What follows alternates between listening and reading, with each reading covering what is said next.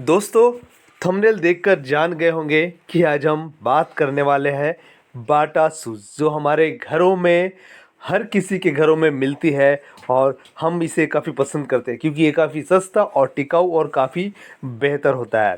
तो चलिए बाटा की कहानी स्टार्ट करते हैं। बाटा अपने ही देश में दिवालिया हो गई थी, लेकिन बाटा की किस्मत जो है कि भारत आके पलट गई और भारतीयों की पहचान हो गई। भारत में जूते चप्पल की कंपनी में बाटा सबसे चहेती कंपनियों में से एक है। बाटा की लोकप्रियता की एक बड़ी वजह है इसके जूते चप्पलों की कम कीमत और उनका आरामदायक होना। भारत के मध्यम वर्गीय लोगों के लिए ये दोनों ही चीज़ें मायने रखती है और यही इस कंपनी की सफलता का कारण भी बना। लेकिन क्या आप जानते हैं कि बाटा भारतीय कंपनी नहीं है? जी हाँ, सही सुना आपने। बाटा भारतीय कंपनी नहीं है, स्वदेशी नहीं विदेशी कंपनी है बाटा। जब दिवालिया घोषित कर दी गई कंपनी, मंदी के दौर में थॉमस का आइडिया चल पड़ा। साल 1932 में थॉमस बाटा की एक हवाई हादसे में मौत हो गई। दुर्भाग्य से उनका विमान एक इमारत की चिमनी से टकरा गया था। उनकी मौत के बाद उनके बेटे ने उनका कारोबार संभाला।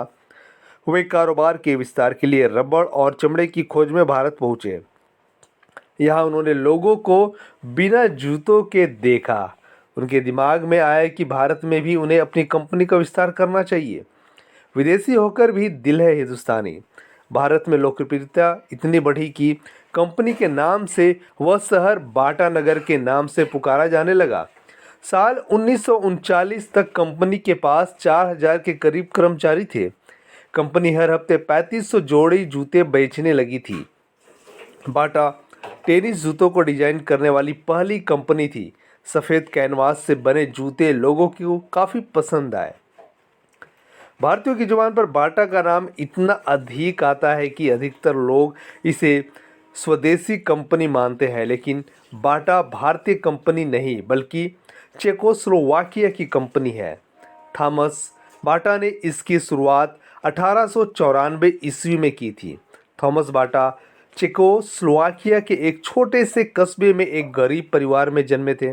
उनका परिवार कई पीढ़ियों से जूते बनाकर जिंदगी गुजर बसर कर रहा था। आर्थिक तंगी की वजह से इनका बचपन काफ़ी मुश्किलों में बीता। परिवार की मुश्किलें दूर करने के लिए थॉमस ने 1894 में अपने पारिवारिक व्यापार को बड़े पैमाने पर ले जाने के लिए गांव में ही 2 कमरे किराए पर लिए। उन्होंने अपनी बहन एना और भाई एंटोनिन को अपने व्यापार में सहयोगी बनाया। काफ़ी जद्दोजहद के बाद माँ को इसके लिए राजी किया और उनसे $320 लेकर 2 सिलाई मशीन खरीदी। कुछ कर्ज लेकर कच्चा माल खरीदा। किसी तरह कारोबार की शुरुआत हुई, लेकिन उनके भाई बहन ने उनका साथ बीच में ही छोड़ दिया। थॉमस ने हिम्मत नहीं हारी। महज 6 साल में उनका काम इतनी तेजी से चल पड़ा कि 2 कमरे छोटे पड़ने लगे। थॉमस ने कारोबार को बढ़ाने के लिए और कर्ज लिया। फिर एक समय ऐसा भी आया जब कर्ज ना चुका पाने के कारण उनका व्यापार ठप हो गया। उनकी कंपनी को दिवालिया घोषित कर दिया गया। इसके बाद थॉमस अपने 3 वफादार कर्मचारियों के संग न्यू इंग्लैंड की एक जूता कंपनी में मजदूरी करने लगे। उन्होंने वहां 6 माह तक काम किया।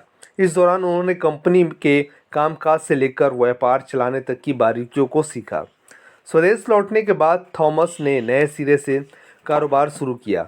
एक बार फिर उनका व्यापार तेजी से चल पड़ा। 1912 में थॉमस ने अपनी कंपनी में 600 मजदूर को नौकरी पर रखा। सैकड़ों लोगों को अपने घर पर ही काम देकर उनकी रोजी रोटी का प्रबंध किया।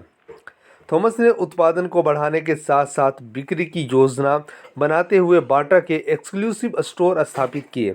उनके जूते आरामदायक, सस्ते और मजबूत होने की वजह से स्थानीय लोगों की पसंद बन गई। उनका व्यापार तेजी से बढ़ने लगा। साल 1912 में उनकी कंपनी में जूते बनाने वाली मशीन का इस्तेमाल होने लगा था। प्रथम विश्व युद्ध के बाद आर्थिक मंदी का दौर आया। इसका असर बाटा के कारोबार पर भी पड़ा। बिक्री कम होने के कारण उत्पादन को घटाना पड़ा। इस समस्या से उबरने के लिए थॉमस ने जूतों की कीमत को आधा कर दिया। उनका यह आइडिया चल पड़ा। फिर से उनके जूतों की मांग तेजी से बढ़ी। बाटा कंपनी के जूतों का उत्पादन करीब 15 गुना बढ़ गया था। बढ़ती मांग को देखते हुए थॉमस ने कारोबार को दूसरे देशों में बढ़ाना चाहा। साल 1924 तक बाटा की देश विदेश में कुल 122 शाखाएं थी। भविष्य को देखते हुए कंपनी जूतों के अलावा मोजे, चमड़े की अन्य चीज़ें, टायर, रसायन, रबड़ के उत्पाद बनाने लगी। अब बाटा सिर्फ एक कंपनी ना होकर ग्रुप के रूप में स्थापित हो चुकी थी। दुनिया के कोने कोने में उनकी कंपनी के बने जूतों की डिमांड होने लगी। साल 1932 में थॉमस बाटा की एक हवाई हादसे में मौत हो गई थी। दुर्भाग्य से उनका विमान एक इमारत की चिमनी से टकरा गया था। उनकी मौत के बाद उनके बेटे ने उनका कारोबार संभाला।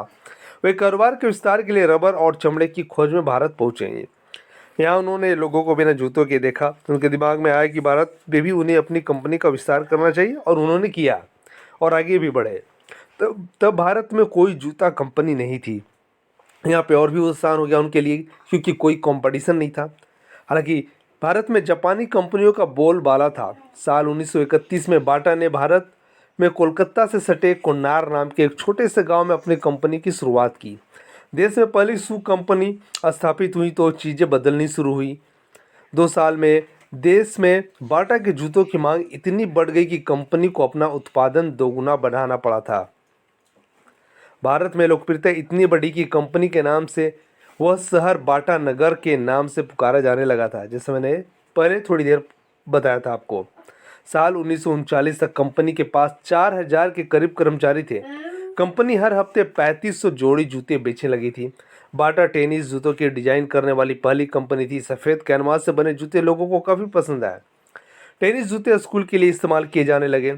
साल 1980 के दशक में बाटा को खादी और पैरागन से कड़ी टक्कर मिलने लगी थी।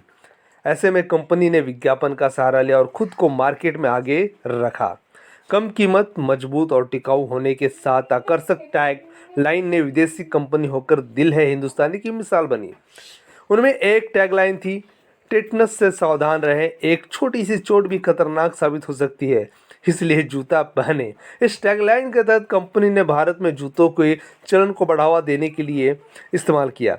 इसके अलावा एक और tagline, first to Bata then to school, जो काफ़ी लोकप्रिय हुई थी। कंपनी की लोकप्रियता की एक बड़ी वजह इसका छोटा नाम भी है। केवल 4 अक्षर वाले शब्द लोगों की जुबान पर आसानी से आ जाते हैं। आज भारत में बाटा के 1375 रिटेल स्टोर है। इनमें 8500 कर्मचारी काम करते हैं। पिछले वर्ष कंपनी ने 5 करोड़ जूते बेचे हैं। मौजूदा समय में करीब 90 देशों में कारोबार चल रहा है, जहां 5000 स्टोर में करीब 30,000 कर्मचारी काम करते हैं। प्रतिदिन 10 लाख से अधिक ग्राहक कंपनी के स्टोर में आते हैं। तो दोस्तों, ये थी बाटा की कहानी। और ख़ास बात यह है कि पहले जो बाटा के मालिक थे वो गरीब परिवार से उभरे, अपना किसी तरह से रोजगार को स्टार्ट किया। वहाँ पे भाई बहन ने भी साथ छोड़ दिया, लेकिन बिजनेस चल पड़ा। लेकिन फिर मंदी के दौर में उनका बिजनेस ठप हो जाता है और वो दूसरे कंपनी में इंग्लैंड जाते हैं और वहाँ से सारी टेक्निक सीखते हैं अपने 3 भरोसेमंद कर्मचारियों के साथ, और फिर से वो बिजनेस करते हैं और खड़ा कर लेते हैं। तो यही कहते हैं, एक कहावत है, कोशिश करने वालों की कभी हार नहीं होती। तो दोस्तों, कोशिश करते रहे और आगे बढ़ते रहे। और कहानी कैसे लगी तो वीडियो को लाइक ज़रूर करें और शेयर भी करें, और चैनल को सब्सक्राइब नहीं किया अभी तक आपने तो चैनल को सब्सक्राइब कर ले। तो चलिए, आज के वीडियो में इतना ही, फिर मिलते हैं नेक्स्ट वीडियो में।